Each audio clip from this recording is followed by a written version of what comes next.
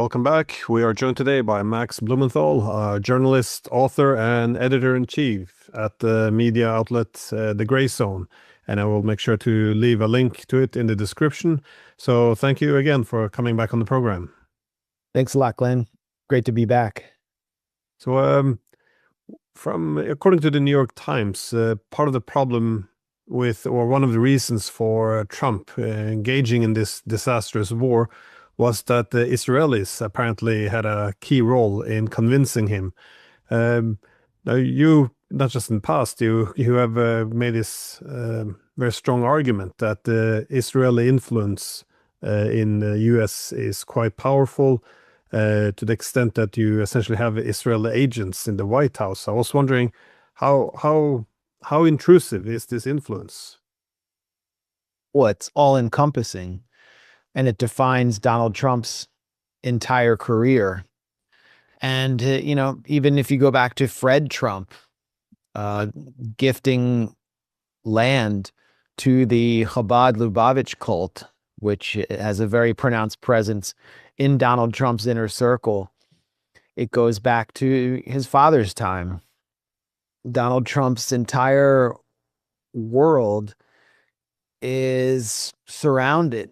I mean, his world, his political world is defined by pro-Israel billionaires who are his counterparts coming up in New York. Charles Kushner, for example, who is also a very corrupt real estate baron.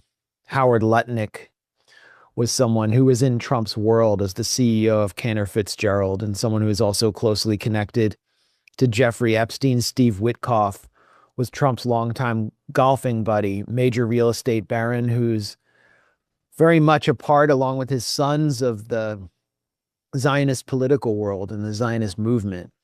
And so when Donald Trump was running for president, however, he wasn't fully locked and loaded with the Likud mindset. And you can see that in his first speech, which I always come back to the Republican Jewish coalition, which is effectively run by the Adelsons, was run by the Adelsons. They have their annual convention at the Sands Casino, which is owned by the late casino baron Sheldon Adelson. And Donald Trump appeared there, I think it was 2015 or 2016. And he made some comments that were unacceptable and said, "You guys are, all in real estate. I know you guys. We need to make a deal. We need to make a deal between the Israelis and Palestinians." He was already thinking, "I'm going to get a Nobel Peace Prize and I'm going to solve the world's most intractable conflict because I know all the people that are on Israel's side and it should be easy to move them." And they called him an anti-Semite for saying that. And they said, he's playing on stereotypes that Jews are all involved in real estate and we're all slumlords. But the real problem was that Donald Trump said, "You're going to make a deal. We will have a Palestinian state." That was the problem, because that's what the Adelsons have been working against. That's what the RJC was working against. So the next thing you know, Donald Trump appears on Capitol Hill. It was the first time I've ever seen him in person. And it was an anti-Iran deal rally, a rally to cancel Obama's signature JCPOA. Ted Cruz was there. Tel Aviv Ted, he's always been a huge recipient of AIPAC money. His office is basically run by Israelis. I'm not being glib when I say that. Like, an Israeli operative is his main legislative aide. But no one cared that Ted Cruz was there. You could see who was going to win, who was going to be president by being at this rally, which was clearly sponsored by Adelson or some Israel lobby forces that wanted to cancel the Iran deal. And it was Donald Trump. As soon as he gets there, people just converge on this field in front of the U.S. Capitol, and Donald Trump is like far and away the front runner. And you had all these pundits, mainstream pundits, saying Trump will never become president. He's never going to win out of this primary. The Clintons had this Pied Piper strategy to elevate Trump because they thought he'd be the easiest to defeat. But it was at that point when he made this bargain to shatter the Iran deal, the JCPOA, which suggested that there was a deeper bargain to actually go to war with Iran. But first he had to set the stage for the war. that Donald Trump was going to be the front runner. He was going to get hundreds of millions of dollars from the Adelsons, and then other, what I would call Israel first billionaires, would supplement that support. And in the American system, that counts for a whole lot. Pretty much, I mean, the presidential campaign is really a campaign for who can raise more money.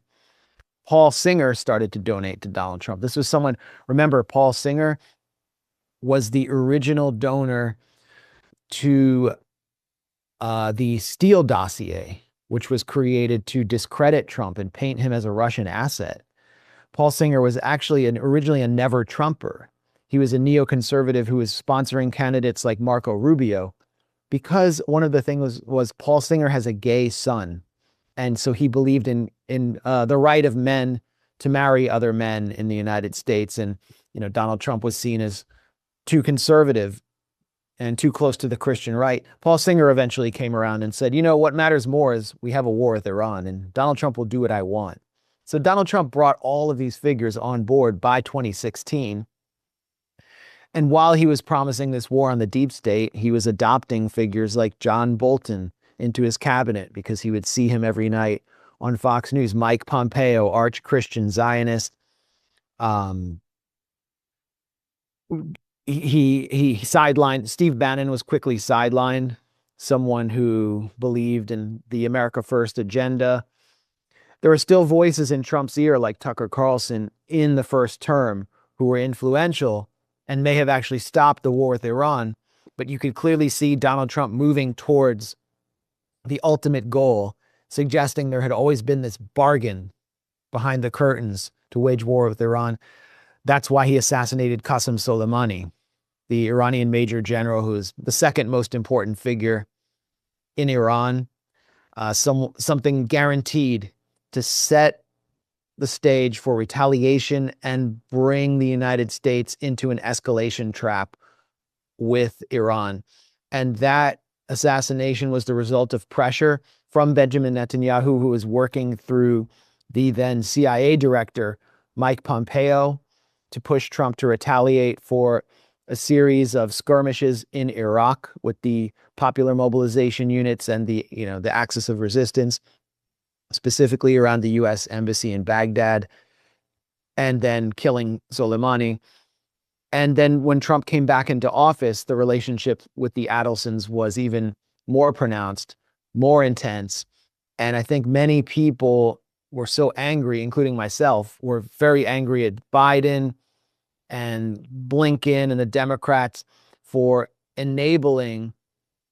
supporting the Gaza genocide, which opened the door for the ultimate prize for the Israel lobby, which was the war on Iran.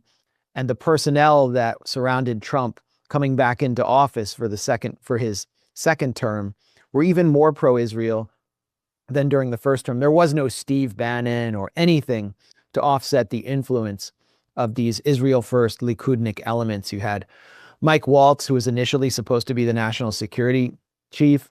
Mike Waltz is one of the Israel lobby's favorite pet projects on the Republican side.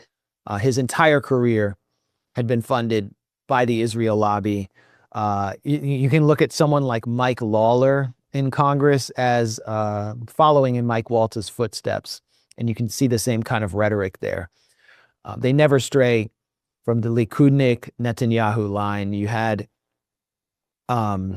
Rubio, of course, who Trump attacked in 2015 for being too close to Adelson. There's actually a Trump tweet slamming Rubio as a tool of Sheldon Adelson before Trump became that. Rubio also, as I mentioned before, major recipient of Paul Singer's money. Then you have Susie Wiles, the chief of staff, filling the shoes of Steve Bannon, who's now on the outside, slamming Trump for being too close to Israel. Susie Wiles worked on Benjamin Netanyahu's 2020 campaign. This was not known to the American public when Trump brought her in. It was just known that she was this super lobbyist. Pam Bondi, the attorney general, was actually Qatar's main lobbyist in the United States. She was getting over $100,000 a month from Qatar, but she is proven to be completely malleable and holds secret meetings with Miriam Adelson all the time, who tells her we have to criminalize speech on behalf of Israel. Who am I missing? Department of Defense, Pete Hegseth went to Israel on a private, or not a private tour, on a very public tour with a settlement organization, an organization that actually physically displaces Palestinians from their homes in East Jerusalem called Ateret Kohanim, as well as Arutz Sheva, which is the main pro-settler TV online network, and gave a speech endorsing the concept of the Third Temple, which means the destruction of the Al-Aqsa compound. Pete Hegseth took the most extreme line possible in order to advance through the ranks, the extreme line possible on Israel. I'm probably missing someone, but you can clearly see, just to wrap up, my survey of Trump's personnel and his funders, you can see how this played out in the Situation Room when Trump decided to go to war on Iran. I'm not talking about the February 11th meeting that you mentioned, Glenn, in your question, but just because this is something we can see, anyone watching this can look up the photos of the Situation Room and how it was divided. Donald Trump was in Mar-a-Lago when he went to war on Iran, and he was surrounded by Susie Wiles, Marco Rubio, Pete Hegseth, and I think there was one other figure who I might be forgetting. And that was the pro-Israel A-team, all the people who had been basically installed by Israel. And then Team B was actually at the White House without Trump, J.D. Vance, Tulsi Gabbard, and one other, those who were more likely to dissent from attacking Iran, who had no influence whatsoever on the policy. And these were figures, John Ratcliffe, that's the other one who is on A-team. John Ratcliffe is another figure who is in Congress, who is supported by AIPAC throughout his entire career, who was identified in leaked audio that I obtained from a private off-the-record AIPAC session back in 2024, identified as one of the helpers for AIPAC on the inside of Donald Trump's national security team by AIPAC's CEO, Elliot Brand. So Ratcliffe was there. And then you have the secret February 11th meeting, Glenn, that you mentioned that the New York Times revealed. We all knew something like this was taking place because Netanyahu was in town at that time. Highways were being shut down. He was given presidential level security. And then he storms into a Situation Room meeting, which is highly unusual for any foreign leader. And he sits at the head of the table while Trump sits to the side. And he dictates to Trump and begins fear-mongering and tells Trump Iran will have a nuclear weapon within a week. It has a delivery mechanism to attack Europe. It will soon be able to attack the United States. You must strike Iran now. And behind him on a live stream telecast is the Mossad director, David Barnea, who had been constantly briefing John Ratcliffe. And Trump fell into line. He knew what to do. And all of his team, though, the A-team that had been cultivated by Israel, also including CENTCOM chief Dan Kane, the Pentagon brass, who was never a fan of this war, they all started murmuring to themselves, this war is insane. What Netanyahu is saying is bogus. Like even Ratcliffe said, this is ridiculous. Marco Rubio called it BS. But what did none of them dare to do? Tell Trump how they felt. They're all a bunch of yes men. And they knew that if they expressed real reservations about this war and got in the way, well, they could be in serious trouble. They may not continue to rise through the ranks. Marco Rubio wants to run for president. So they just got out of the way and let it happen. But that's what the New York Times isn't telling you is what I've just been explaining for the last 5 or 10 minutes. I don't know how long I've been going for, which is that meeting was the product of years and years and years of cultivation, manipulation, grooming, threats, rewards, carrots, and sticks from Israel and its cutouts in the United States for the very figures that surround Trump, and grooming of Donald Trump himself by this foreign apartheid entity. It was essentially a coup.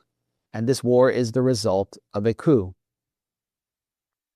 Yeah, I spoke to Joe Kent, and he was making the point that it was, not like regular lobbying, that it was Yeah. quite intrusive, that you would have, yeah, Israeli citizens there in the in the rooms when they're talking about highly sensitive issues, and the way they just kind of blend in with the Yeah. Americans. It was quite extraordinary. You never have foreign leaders, yeah, intervening to this amount, to this extent. And I find it interesting how you refer to the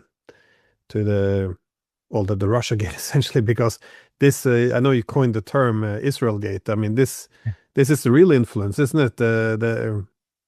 How they influenced the election. I mean, but of course, while Russiagate was bogus, this appears to have some, yeah, actual real evidence behind it. And it's interesting also how you argue this explains a lot how the first Trump administration was very different from the second in terms of his appetite for war. But how do you see then the Israel's role now in the ceasefire? Because I found it a bit, well, let's say suspicious that the most violent attack on Lebanon had to happen on the first day of the ceasefire. Yeah.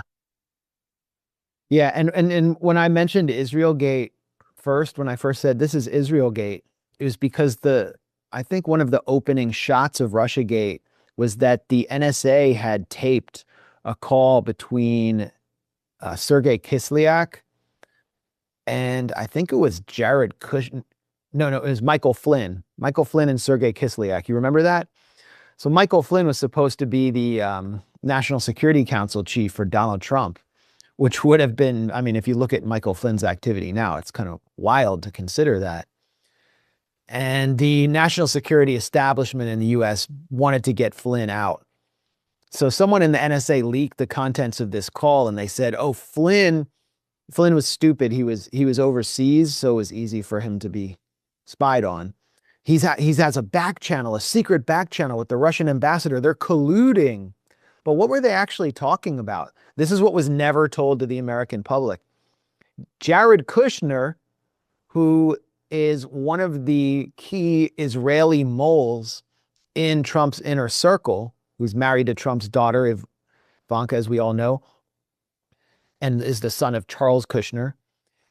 Jared Kushner had been asked or instructed by Netanyahu to pressure Trump to veto, no, to not veto a U.S. resolution. He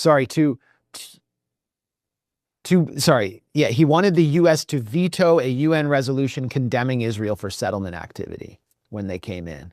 And Obama actually abstained on that. So it was all about Israel. The call between the Russian ambassador and Michael Flynn was being held on behalf of Netanyahu in order to protect Israel's annexation of the West Bank. And the U.S. public was never told that. So the real scandal was Israel Gate. And by the way, the Russian ambassador refused to do that. And then if you look at actually a lot of the billionaires that are said to be Russian billionaires, who are involved with Trump in some business capacity or another, so many of them are dual Russian-Israeli citizens. Haaretz, the Israeli liberal paper, actually did an expose about this. So in many ways, Russiagate was Israel Gate. But to your question, Israel will not allow Donald Trump to end this war. And Israel decided that Donald Trump would begin this war. Marco Rubio, after his first briefing with the Senate Gang of Eight, the main sort of power brokers in the Senate, bipartisan power brokers, told them that Israel was going to attack Iran whether we liked it or not. And so we had to follow them in there. And he came out to the press and made this very revealing disclosure, which should have been a much larger scandal, but US media consistently covers up the scandal of Israeli control. It still was enough to upset a lot of people, including Tony Blinken, who was the former Secretary of State, someone who's very close to Israel himself, and who's, the man who raised him. His stepfather was effectively an Israel lobbyist in France. His grandfather was an Israel lobbyist. And Blinken said, Blinken was on the national security team under Obama, and he said the Israelis tried the same exact thing. They said, we are going to attack Iran. You must follow us. And we actually said, no, and you are not going to do that because we still have the power to stop you. Trump didn't have the power to stop them, apparently. So Rubio effectively admitted that this war was launched for Israel. And now we can clearly see that the ceasefire was a hoax, and it is being sabotaged by Israel. And again, we have very clear evidence. It's all happening in broad daylight. I believe it was the State Department delivered a draft of a statement to the Pakistani Prime Minister, Shehbaz Sharif, which he was to post on his Twitter X account, articulating the terms of agreement for negotiations in Islamabad between the US and Iran. And those terms clearly stated, the way that he posted this draft, he posted it without taking out the header that said to be posted by Shehbaz Sharif. And then he edited it. And so he revealed that the US had provided it to him. The terms clearly stated that the ceasefire would involve Lebanon, that Lebanon was involved in this process. And that meant that the war on Lebanon that Israel had launched, including the ground invasion, would be paused at least. So what does Israel do? The biggest massacre that we can remember since the 1990s in Lebanon, over 250 killed, attacking areas of Beirut that are, I would call them like anti-Hezbollah strongholds, like Ain Raisi, and the area around the American University of Beirut, bombing the Corniche. And these are like wealthier, Sunni-heavy areas. They attacked all over Lebanon, just slaughtering the civilian population. Today, attacking the government center in Nabatea.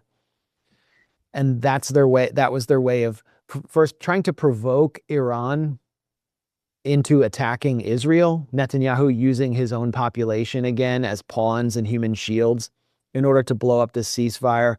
Iran hasn't fallen for the provocation, but also to test the US and ensure that the United States is put on the spot to declare that they do not see Lebanon as part of the ceasefire deal. And of course, they fell right into line. J.D. Vance caught on the tarmac in, I guess it was Budapest. He was put out there to kind of keep him away from the whole process. And he said, well, I think all of these terms that everyone's talking about of agreement on the ceasefire are actually AI. He actually said that. Lebanon was never included. J.D. Vance just lied. So once again, Israel is determining what the U.S. can and can't do with this war, and it demonstrates the coup that has been undertaken in the White House, where effectively Donald Trump is the first Israeli president. Not that other presidents haven't been doing Israel's bidding, but when I say Donald Trump is the first Israeli president, he talks like an Israeli leader when he calls for bombing Iran back to the Stone Age. That's what Israeli leadership has said about Gaza and Lebanon for decades. You can just Google Israeli, Stone Age, Lebanon, and many statements will come up. Remember, there was the Israeli defense minister calling the population of Gaza human animals. What did Trump say in front of the White House on Easter? That he can threaten them. He can threaten to bomb them back to the Stone Age because they're animals. And then he threatens the death of a civilization. It's Israeli language. What is Donald Trump's strategy in Iran? He has no strategy. He's letting Israel determine the strategy. What are his objectives? Well, his main objective now is to open the Strait of Hormuz, which was open before the war.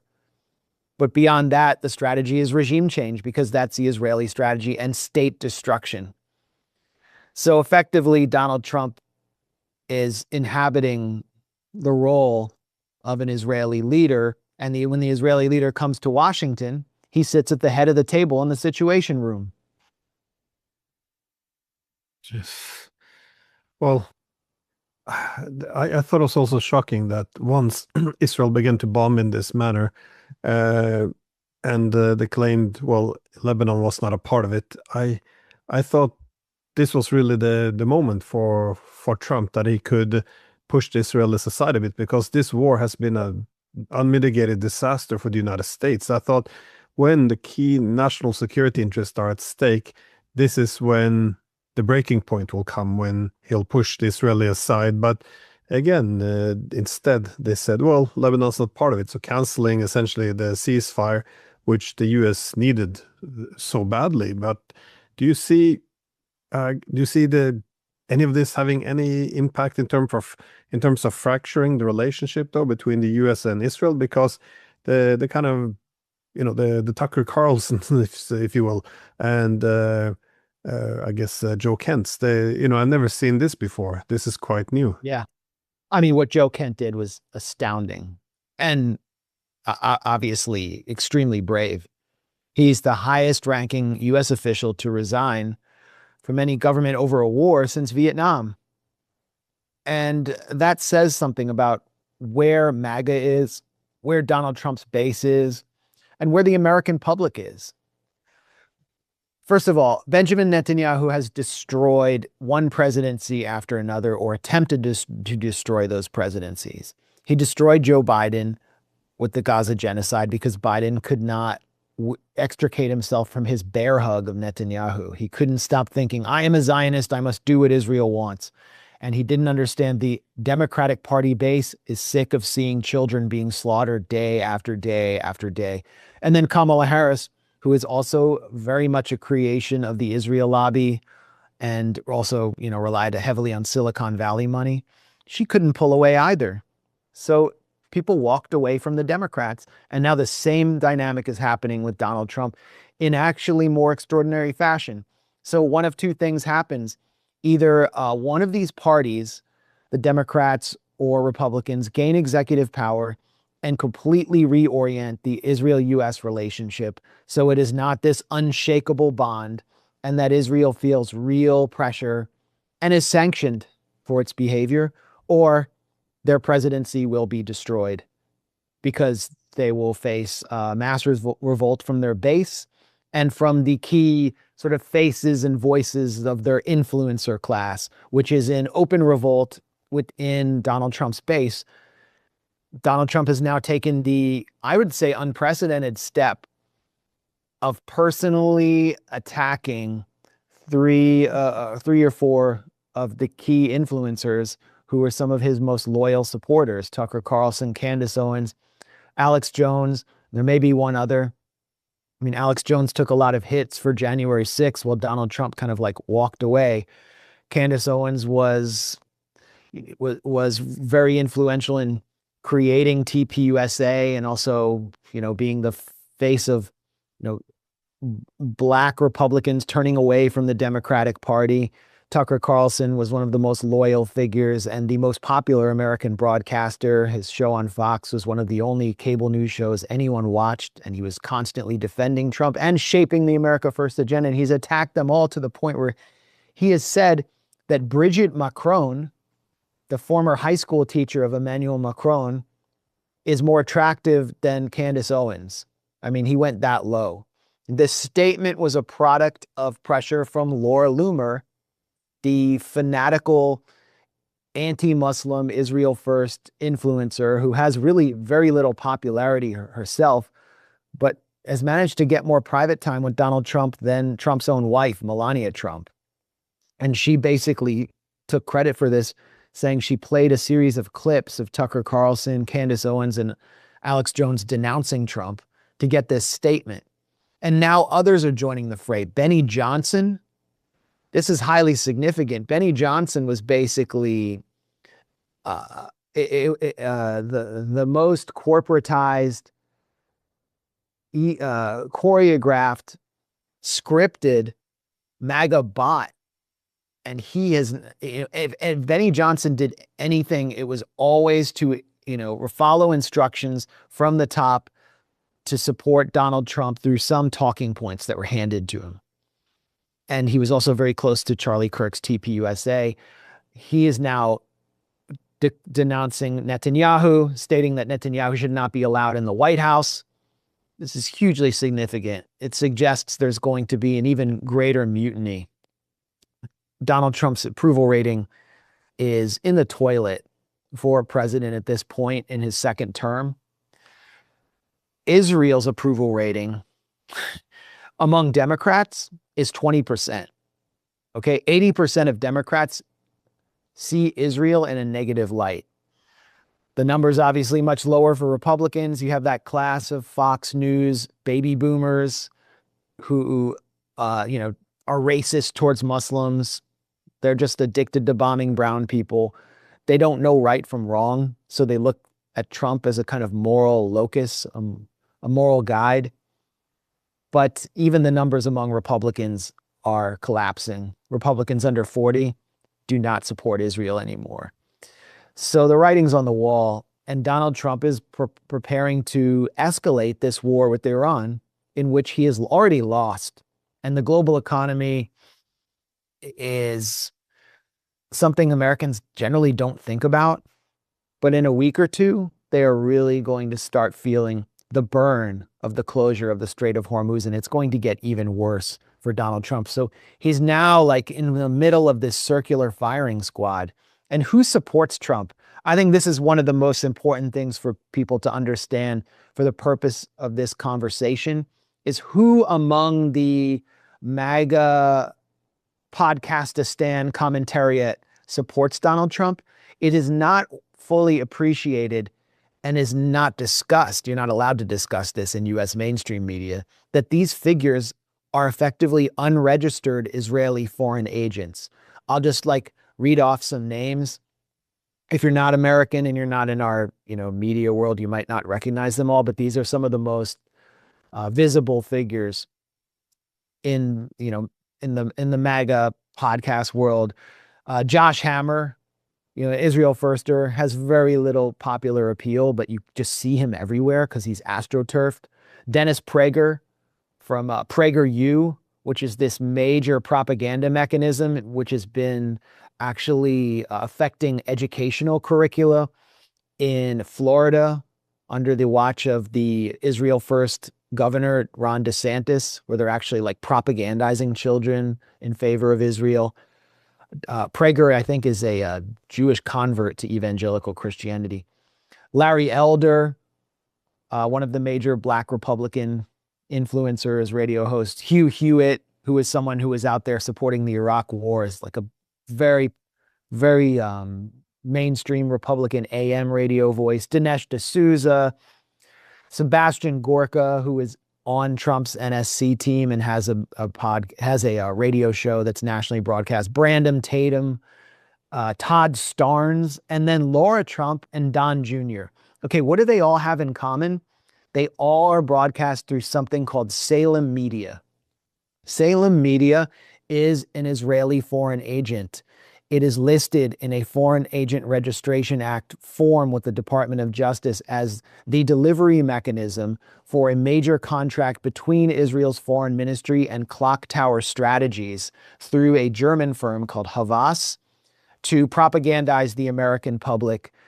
We're talking about $10 million of direct payments to podcasters and influencers, as well as hundreds of millions of dollars to cover the deliverables. And the Salem Media Group Chief Strategy Officer is a federally registered Israeli foreign agent named Brad Parscale, who heads Clock Tower Strategies. Laura Trump, who is Trump's daughter-in-law, and Donald Trump Jr., who is Donald Trump's daughter, now own a 30% stake in Salem Media. So they have effectively merged through this foreign agent business deal with the Israeli foreign ministry. The Trump family has merged with the Israeli foreign ministry. You have an Israeli foreign ministry official whose name is on the contract. And who is Brad Parscale, the main foreign agent who's registered here, who's presiding over this gargantuan contract. He is the former campaign manager for Donald Trump's 2020 campaign, who created Donald Trump's digital media strategy. However, in October of 2020, Pascal was arrested at his home, tackled by police because he was said to be beating his wife, was involved was said to be abusing alcohol, and had 10 high-powered firearms. So he got basically a Baker Act, was tackled on camera. You can go online and see this video. He's a huge guy. He was 6'6". And that meant that he could no longer work in the Trump campaign. So Israel moves in and says, we're going to give this guy the opportunity of a lifetime, and we will infiltrate Trump world through Brad Parscale and gain all of the data that he used to effectively move the American public to support Donald Trump. And then we're going to take over the whole world of influencers that operates, that's willing to basically be paid and be bought off. And there are other figures that I can't prove they're part of this contract, but I see them reading off the talking points. Glenn Beck, this washed up fitness influencer, Jillian Michaels, who's been attacking us at the Gray Zone, and Joe Kent, and Laura Loomer herself. So basically, you have a war between MAGA voices or America First, who are not paid by Israel and are just sick of being dominated by a foreign government. And many of them are also sick of seeing children be slaughtered and wars be started that are destroying our economy. And then almost everyone else seems to be a part of this foreign agent racket. And we're not allowed to talk about that in US media because you'll be accused of being an anti-Semite. But it's one of the biggest scandals, along with this entire coup that has taken over the White House and taken us to war, that I've seen in my lifetime. It's incredible. I was going to ask if this real influence was ideological or institutional, but I think you answered that very thoroughly. So, well, yeah, I mean, that's a great question. And just really quickly, I mean, I think the ideology can be institutionalized, but the people who are directing this campaign, who